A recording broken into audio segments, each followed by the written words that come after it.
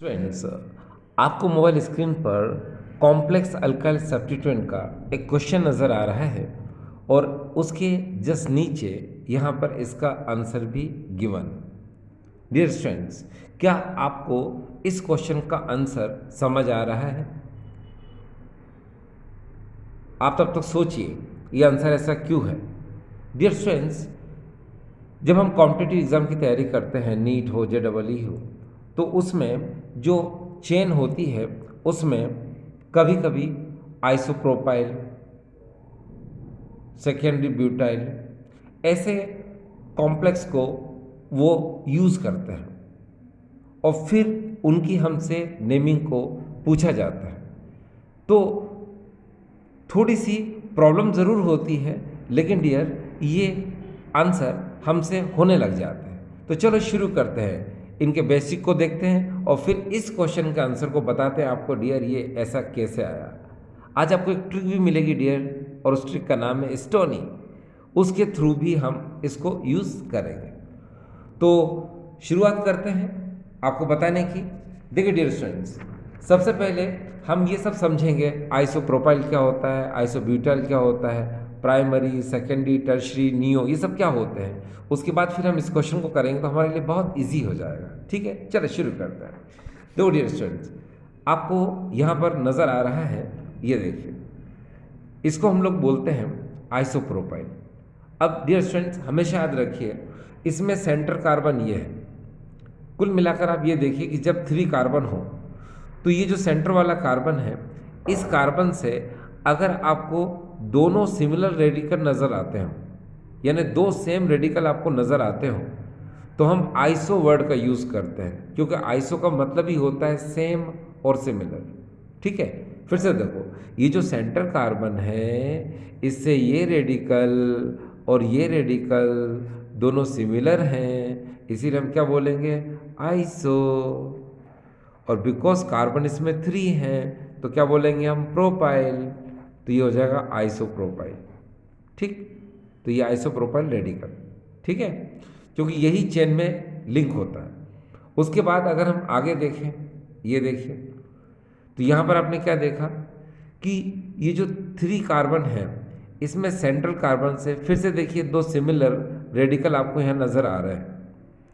ठीक है, तो हम कौन सा वर्ड बोलेंगे, आइसो। तो हमने आइसो बोला। ठीक, अब बिकॉज इसमें टोटल कार्बन कितने हैं, 4, तो हम क्या बोलेंगे, आइसोब्यूटाइल। तो ये हो जाएगा डियर आइसोब्यूटाइल। ठीक, अब हमारे सामने यहाँ पर एक इस तरह से हमको स्ट्रक्चर नज़र आ रहा है। ठीक है, आप थोड़ा सा ये याद रखें कि जहाँ पर ये बॉन्ड बना हुआ है, इसका मतलब ये कार्बन चेन में यहाँ से लिंक होगा, ये कार्बन चेन में यहाँ से लिंक होगा और ये कार्बन चेन में यहाँ से लिंक होगा। इसको हम चाहें तो हम ऐसे भी बना सकते हैं। अब देख लीजिए कि इस 1 2, यानी इस 1 2 अगर हम 3 कार्बन को भी देखें यहाँ पर, कुल मिलाकर के हम 1 2 3 है ना, तो ये जो सेंट्रल कार्बन है इसको और इसको देखें तो दोनों डिफरेंट है। कुल मिलाकर आप ये देख सकते हैं कि जो सेंट्रल कार्बन है, इससे एक रेडिकल दूसरा लिंक है, एक रेडिकल दूसरा लिंक है, दोनों डिफरेंट डिफरेंट रेडिकल हैं, तो यहाँ पर आइसो वर्ड नहीं आएगा। ठीक है, तो फिर यहाँ पर वर्ड कौन सा आएगा, तो डियर मैं बता दूँ कौन सा आएगा। आप इस कार्बन को देखिए, ये कार्बन कितने कार्बन से लिंक है, आंसर आता 1 एंड देयर इज अ 2।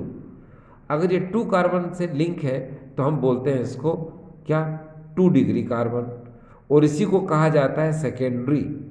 क्या कहते हैं डियर, इसको हम सेकेंडरी। और बिकॉज कार्बन 4 है तो इसको हम लोग बोलेंगे सेकेंडरी ब्यूटाइल। तो यहाँ मैं लिख देता हूँ, इसको कहा जाएगा सेकेंडरी ब्यूटाइल। ठीक है, अब डियर मैं आपको एक बार और क्लियर कर दूँ। देखो डियर स्टूडेंट्स, क्या होता है कि प्राइमरी, सेकेंडरी, टर्शरी, ये सब वर्ड्स आपको मैं बिल्कुल क्लीन कर देता हूँ। ठीक है, चलिए शुरू करते हैं। सबसे पहले डियर स्टूडेंट्स ये देखिए, मान लो यहाँ पर थोड़ी देर के लिए आप ये समझें कि यहाँ पर ये CH2 है सपोज। ठीक है, और ये यहाँ पर मैंने इसको किसी फंक्शनल ग्रुप से क्या कर दिया, कनेक्ट कर दिया। ये सपोज यहाँ किसी फंक्शनल ग्रुप से इसको मैंने ऐड कर दिया। ठीक है, और इसको मैंने यहाँ पर बॉक्स में कवर कर दिया। अभी आपको पता है कार्बन की 4 वैलेंसी होती है 2 एंड देयर इज अ 3, 1 बाकी है, तो मैंने यहाँ पर एक बॉन्ड बना दिया। तो याद रखना आपको इस कार्बन को देखना है जिससे ये फंक्शनल ग्रुप लिंक है। तो आपको ये देखना है कि अगर यहाँ पर ये 1 बॉन्ड बना रहा है तो उसको हम लोग बोलेंगे 1 डिग्री कार्बन, ठीक है। इसी को हम लोग बोलते हैं प्राइमरी, ठीक है। ध्यान से देखना, क्या बोलेंगे इसको डियर हम? प्राइमरी। इसको हमने प्राइमरी बोल दिया। ये देखिए, इसको कहेंगे हम प्राइमरी और इसी को कहेंगे डियर हम 1 डिग्री। अब मान लो एक बॉन्ड और बना दूं मैं, तो इसका एक हाइड्रोजन क्या हो जाएगा डियर? कम हो जाएगा। चलो देखो जरा क्या बचेगा, अब CH, और यहाँ इसका मतलब होता है कोई भी फंक्शनल ग्रुप ऐड है यहाँ पर। तो अब देखिए यहाँ पर बॉन्डिंग कितनी हो गई, एक इधर हो गई और एक इधर हो गई। अब इसका मतलब ये दो अलग अलग कार्बन से जुड़ा हुआ है। ये पहले एक ही कार्बन से जुड़ा था तो इसको हमने प्राइमरी या 1 डिग्री कहा।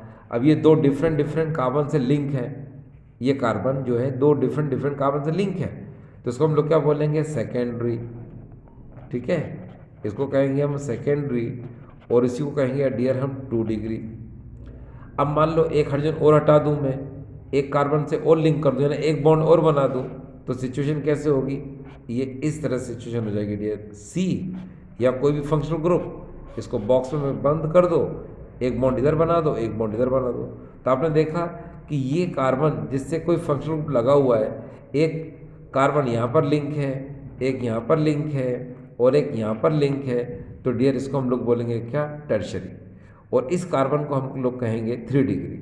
तो ये 3 डिग्री हो जाएगा कार्बन और इसको कहेंगे डियर हम टर्शरी। तो ये हो जाएगा यहाँ पर ये टर्शरी, ठीक। अब आपको ये तो समझ में आ गया कि प्राइमरी कार्बन जो होता है उसी को हम 1 डिग्री कार्बन कहते हैं, जो सेकेंडरी कार्बन होता है उसी को हम 2 डिग्री कार्बन कहते हैं, और जो 3 डिग्री कार्बन होता है उसी को हम टर्शरी कहते हैं, ठीक है। तो फिर आपने एक चीज़ और भी देखी होगी, तो नियो वर्ड कैसे आता है?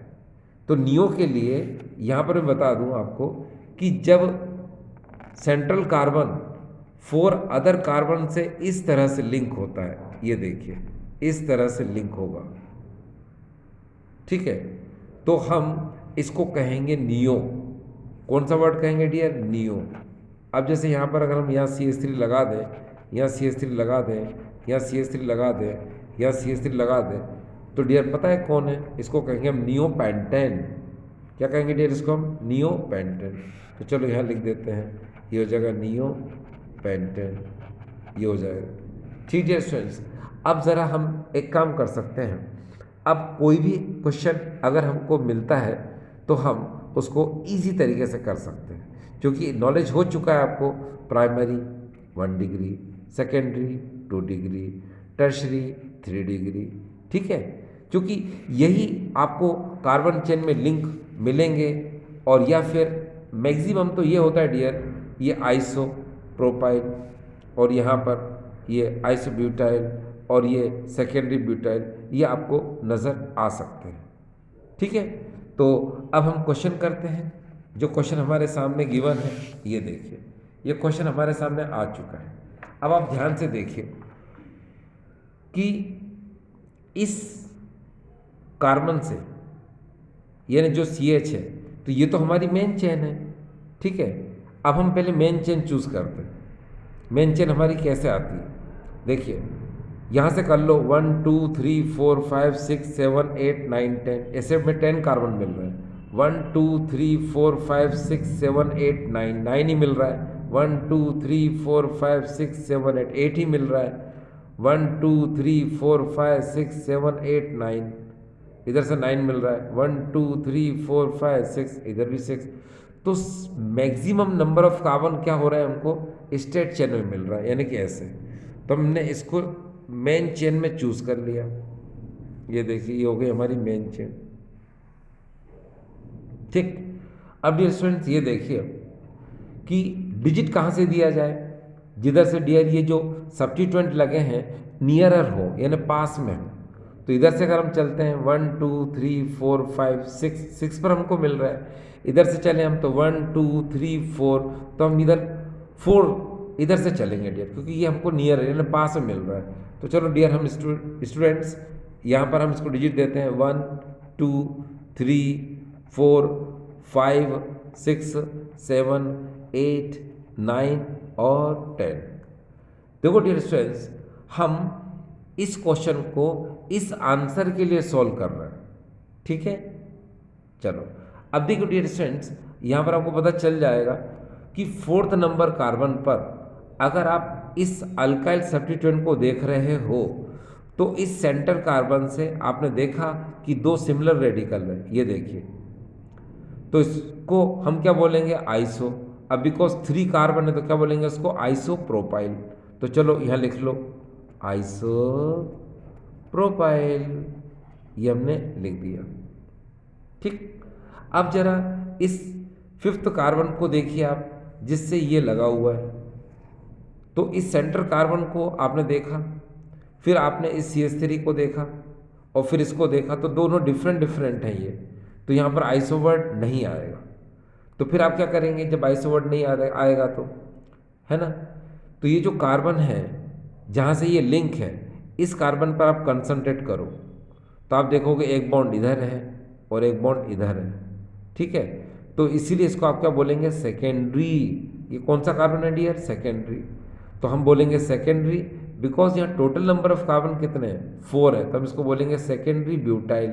तो चलो इसको भी लिख देते हैं हम यहाँ पर, ये हो जाएगा सेकेंडरी ब्यूटाइल।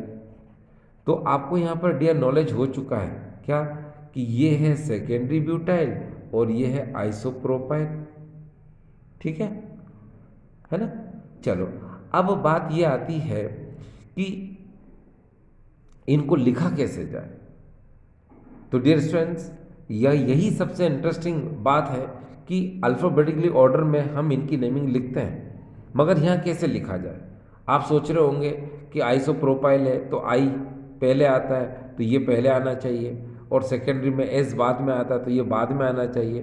तो क्या सर ये तो गलत है, ऐसा आप सोच रहे होंगे। तो मैं कहूँगा नहीं डियर, ये बिल्कुल सही है। बस आपको यहाँ पर एक ट्रिक का इस्तेमाल करना पड़ेगा, और वो ट्रिक है डियर, देखिए वो ट्रिक आपको बताई जा रही है। वो ट्रिक है स्टोनी। बस आप ये याद रखिए, स्टोनी, STONI, ये स्टोनी। आपको पता है ये स्टोनी एक साइंटिस्ट का नाम है, ठीक है, जिन्होंने इलेक्ट्रॉन वर्ड दिया उनको बोला जाता है स्टोनी, ठीक है। वो साइंटिस्ट स्टोनी थे जिन्होंने इलेक्ट्रॉन वर्ड हमें दिया, ठीक। अब बात ये आती है कि ये स्टोनी से क्या होगा, तो बता देता हूँ मैं। स्टोनी के अकॉर्डिंग हम ये जो वर्ड्स होते हैं सेकेंडरी, आइसो, टर्शरी, नियो, इनको हम अल्फ़ाबेटिकली ऑर्डर में यूज़ करते हैं। अब कैसे करते हैं ये देख लीजिए। देखिए यहाँ एस का मतलब होता है सेकेंडरी और टी का मतलब होता है टर्शरी, ठीक है। इस जीरो का मतलब होता है कि आपको यूज़ नहीं करना है। यहाँ एन का मतलब होता है नियो और आई का मतलब होता है आइसो, कि जिनको आपको यूज़ करना है, ठीक है। चलिए एक बार फिर से देखो, यहाँ एस का मतलब होता है सेकेंडरी, जिसको कि मैं यहाँ लिख देता हूँ, ये सेकेंडरी। टी का मतलब होता है टर्शरी, और यहाँ जीरो का मतलब होता है कि जिसको हम यूज़ नहीं करेंगे, और यहाँ एन का मतलब होता है नियो, और आई का मतलब यहाँ पर होता है आइसो। इसका मतलब ये होता है कि जब भी हम अल्फ़ाबेटिकल ऑर्डर की बात करेंगे तो वहाँ पर सेकेंडरी और टर्शरी को हम कंसिडर नहीं करते, ठीक है, यानी इनको क्या करेंगे हम नेगलेक्ट मानेंगे। लेकिन जब भी नियो और आइसो होगा तो उसको क्या करेंगे हम कंसिडर करेंगे, ठीक है। बस यही बात है। फिर से सुनो, सेकेंडरी और टर्शरी को कंसिडर नहीं करना है, नियो और आइसो कंसिडर करना है। अब इसकी नेमिंग में देखिए आप, यहाँ पर सेकेंडरी, ठीक है, ये सेकेंडरी ब्यूटाइल है, तो इस सेकेंडरी को आपको कंसिडर नहीं करना है, मना किया है। देखिए सेकेंडरी टर्शरी कंसिडर नहीं होते हैं, तो आप इसको कंसिडर मत करो। जब कंसिडर नहीं करोगे डियर, इसको हाइड कर लो इतने को, तो क्या बचेगा यहाँ पर, सिर्फ ब्यूटाइल बचेगा डियर, ये B for butyl, B for butyl. तो इसीलिए बी पहले आएगा, किससे डियर, यहाँ पर आइसो से, ठीक है। तो अब हमने क्या किया कि ये ब्यूटाइल हमने लिख दिया, है ना। और ये तो पता ही है, आइसो तो कंसिडर होता ही है, तो आइसो कंसिडर होता तो आई से आता, तो आई तो बाद में ही आता है। ठीक है, तो यहाँ से आपको समझ में आ रहा होगा। और फिर से देखिए, मैंने आपसे कहा सेकेंडरी और टर्शरी कंसिडर नहीं करना है अल्फाबेटिकल ऑर्डर में, सिर्फ नियो और आइसो को कंसिडर करते हैं हम। कंसिडर नहीं करने का मतलब होता है कि इनको नहीं देखते हम इसके बाद वाले वर्ड को देखेंगे, ब्यूटाइल यानी बी को देखेंगे। ये कब कब होगा, जब सेकेंडरी और टर्शरी होगा तब। लेकिन जब आइसो नियो होगा तो फिर तो हमें देखना ही पड़ेगा। तो आई को कब देखेंगे हम, आइसो, जब आइसो और नियो होगा तो आई को देखेंगे, नियो होगा तो एन को देखेंगे, है ना। तो यही वजह है क्या कि हम यहाँ पर इसको न देख करके हम बी को देख रहे हैं, ब्यूटाइल में बी को देख रहे हैं, इसीलिए हमने इसको पहले लिखा और इसको हमने क्या किया डियर, बाद में लिखा। ठीक, क्लियर। तो ये जो क्वेश्चन जो सॉल्व हुआ है डियर, ये आपको समझ में आया होगा। ठीक है, थैंक यू।